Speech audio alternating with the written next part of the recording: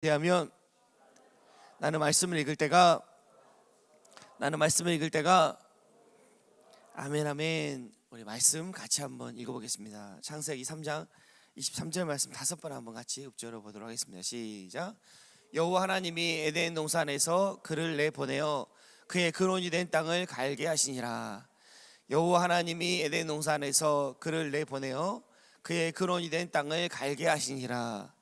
여호와 하나님이 에덴 동산에서 그를 내보내어 그의 근원이 된 땅을 갈게 하시니라. 여호와 하나님이 에덴 동산에서 그를 내보내어 그의 근원이 된 땅을 갈게 하시니라.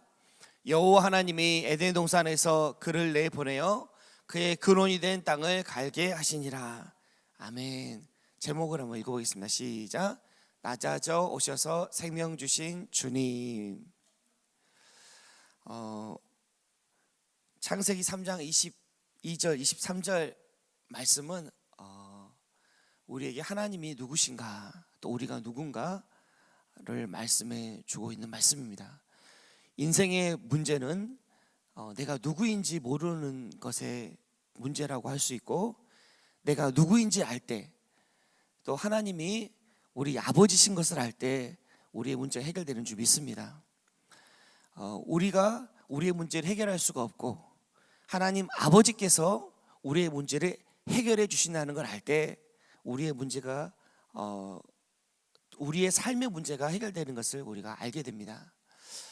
오늘 말씀을 통해서 우리가 누구고 하나님이 누구신지 알게 되는 복된 시간이 되기를 주님의 이름으로 축복합니다.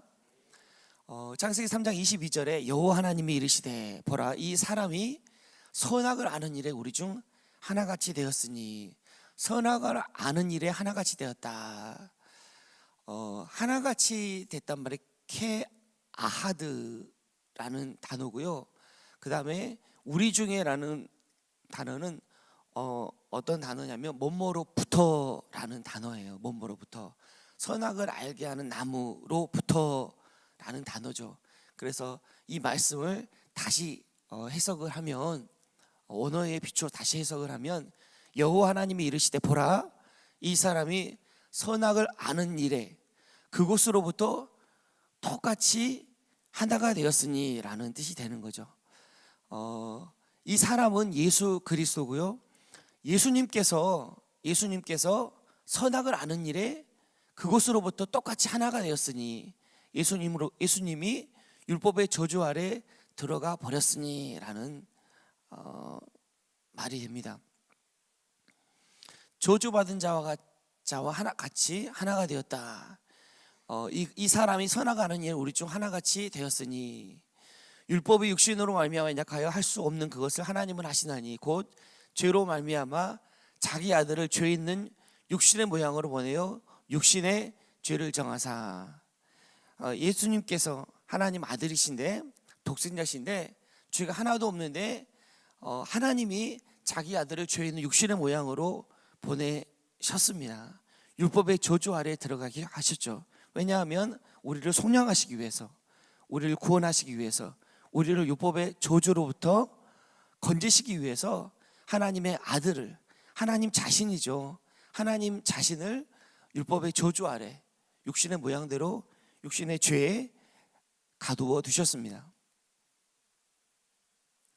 하나님이 죄를 알지도 못하신 이를 우리를 대신하여 죄로 삼으신 것은 우리로 하여금 그 안에서 하나님의 의가 되게 하려 하심이라. 우리의 문제는, 할렐루야, 우리의 문제는 우리가 해결할 수가 없습니다. 하나님이 그걸 빨리 알기를 원하세요. 우리의 문제는 우리가 해결할 수 없고, 우리의 문제는 우리의 문제가 아니라 아버지 하나님의 문제예요. 그래서 우리의 문제는 생명의 문제고, 또 근본적으로는 죄에 관한 문제이기 때문에, 하나님처럼 되고자 하는 선하게 알게 하는 나무의 문제이기 때문에 우리가 해결할 수가 없습니다. 하나님만이 해결하실 수 있고, 하나님께서 그 문제를 해결하시죠. 어떻게 해결하셨냐면, 하나님의 아들 독생자 예수 그리스도를 죄를 알지도 못하신 이를 우리를 대신하여 죄로 삼으신 겁니다. 대신 저주를 받게 하시고 대신 율법 아래 가두어 두신 거예요. 왜냐하면 그것을 통해서 우리가 하나님의 의가 되게 하시기 위함입니다. 그가 손을 들어 생명나무 열매도 따먹고 영생할까 하노라 하시고, 이 그가 손을 들어 할 때 이 들어가 어떤 단어냐면 내 보내다라는 단어예요. 내 보내다. 이게 펜 이슐라흐라는 단어인데요. 펜은 뭐뭐 하지 않게라는 부정 접두어고요. 그 다음에 슐라흐라는 단어가 내보내다라는 뜻이에요. 그가 예수님께서 내보내지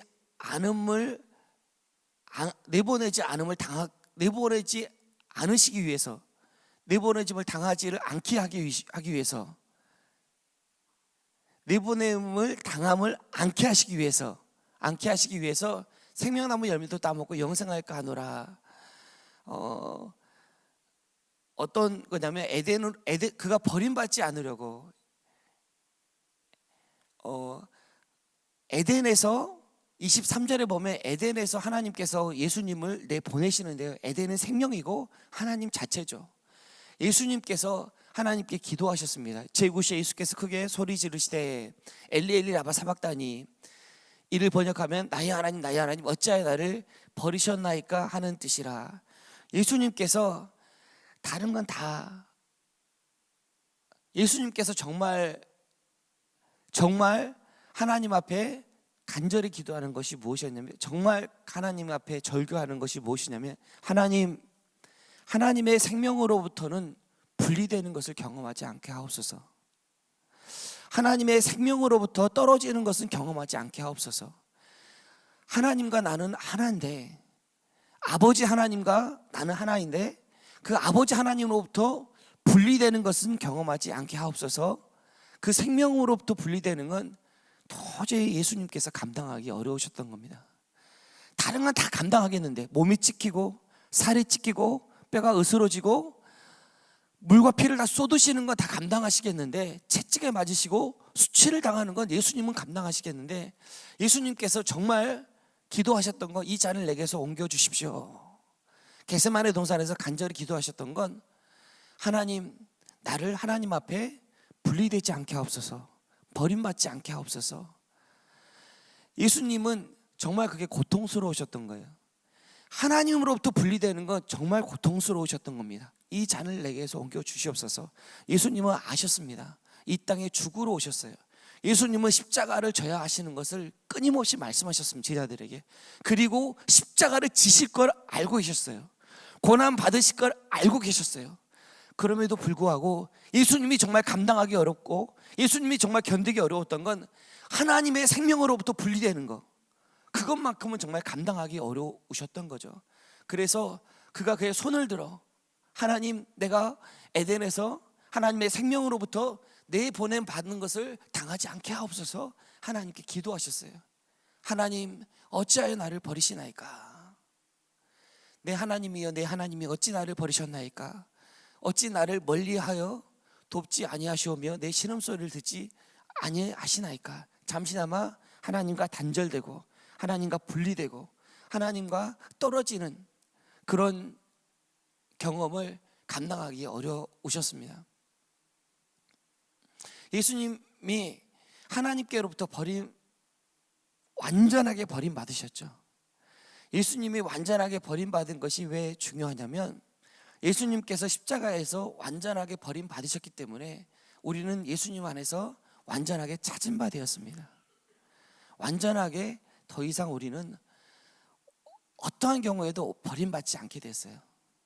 예수님이 완전한 버림을 다 당하셨기 때문에, 완벽하고 완전하고 절대적인 분리와 끊어짐을 당하셨기 때문에 우리는 어떠한 경우에도 하나님으로부터 버림받지 않고 끊어짐을 당하지 않게 된 거죠.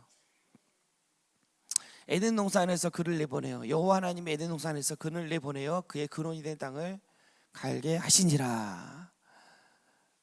그를 내보내다, 똑같은 살라흐라는 단어인데요. 그럼에도 불구하고 하나님께서 생명으로부터 예수님을 내보내실 수밖에 없었습니다. 왜냐하면 그의 근원인데 사람들을 갈게 하시기 위해, 섬기시기 위해서, 생명 주시기 위해서 내보낼 수밖에 없으셨습니다. 그가 곤욕과 신문을 끌고 갔으나 그 세대 중에 누가 생각하기를 그가 살아있는 자들 땅에서 끊어짐은 마땅히 형벌받을 내 백성의 허물 때문이라 하였으리요. 하나님이 세상을 이처럼 사랑하사 독생자를 주셨으니, 하나님이 세상을 이처럼 사랑하사 독생자를 주셨으니 단순히 보냈다는 말이 아니라 십자가에서 죽임당하게 하셨습니다. 생명에서 끊어지게 하셨어요. 저주가 되게 하셨고 율법이 되게 하셨습니다. 이는 그를 믿는 자마다 멸망하지 않고 영생을 얻게 하려 하심이라. 우리에게 생명 주시기 위해서 예수님을 보내신 거죠. 그러므로 예수도 자기 피로서 백성을 거룩하게 하려고 성문 밖으로 고난을 받으셨느니라. 여호와 하나님의 에덴 동산에서 그를 내보내어 그의 그로 인된 땅을 갈게 하시니, 그래서 하나님께서는 예수님을 보내셨습니다. 왜냐하면 우리에게 생명 주시려고, 우리를 섬기시려고, 땅된 우리를 섬기시려고, 우리에게 생명 주시려고 보내셨습니다. 인자가 온 것은 섬김을 받으려 함이 아니라 도리어 섬기라고 자기 목숨을 많은 사람의 대속물로 주려 함이라. 예수님은 섬기러 오셨습니다. 섬기려고 자기 목숨을 내어주셨습니다. 섬기려고 이 땅에 오셔서 물과 피를 다 쏟으시고 자기를 찢으시고 일시적으로 하나님과 단절되는, 끊어지는, 분리되는 고통을 경험하셨습니다. 그는 근본 하나님의 본체시나 하나님과 동등됨을 취할 것을 여기지 아니하시고 오히려 자기를 비워 종의 형체를 가지사 사람과 같이 되셨고 사람의 모양으로 나타나사 자기를 낮추시고 죽기까지 복종하셨으니 곧 십자가의 죽으심이라. 하나님은 우리 아버지가 되십니다. 하나님이 우리 아버지가 되시는 건 어떻게 알 수 있냐면, 하나님, 우리가 문제를 일으켰고 우리가 죄를 지었네, 하나님이 그 문제를 해결하신 거예요. 하나님이 죽으심으로 하나님이 아버지가 되심을 확증하셨고 우리의 문제를 해결해 주셨습니다. 십자가를 보면 하나님이 우리 아버지신 것을 우리가 알게 됩니다. 생명은 해산의 수고를 통해서만 나오게 됩니다. 살이 찢기고 뼈가 벌려져야 생명이 잉태되고 생명이 나오는 거죠. 해산의 수고를 겪지 않고 생명은 나오지가 않습니다. 예수님께서 이 땅에 낮아져 오셨습니다. 버림받으셨습니다. 예수님께서 버림받으심으로 우리가 찾은 바 되었습니다. 예수님께서 해산의 수고를 감당하시고 죽으심으로, 해산은 죽음이죠. 물과 피를 쏟는 건 죽음이죠. 죽으심으로 우리가 생명을 얻게 되었습니다. 그래서 이제 우리는 내가 그리스도와 함께 십자가에 못 박혀 죽었나니 이제는 내가 사는 것이 아니요 내 안에 그리스도가 사시는 것이라. 예수님이 낮아져 오심으로 우리가 생명을 얻었기 때문에 이제는 내가 사는 것이 아닙니다. 이 생명은 내가 무슨 공로로 받은 게 아니에요.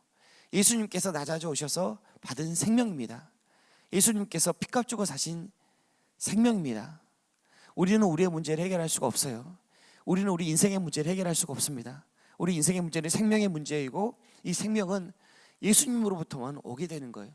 예수님의 해산의 수고로만 올 수가 있는 겁니다. 오늘도 물과 피를 다 쏟으신 십자가에서 버림받으시고 생명 주신 예수님 많이 생각하기를 주님의 이름으로 축복합니다.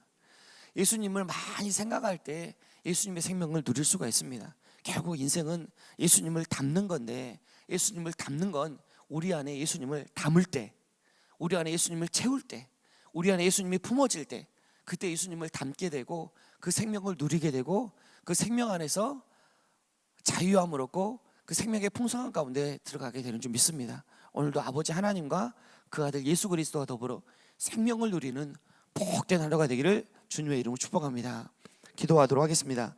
하나님 아버지 감사합니다.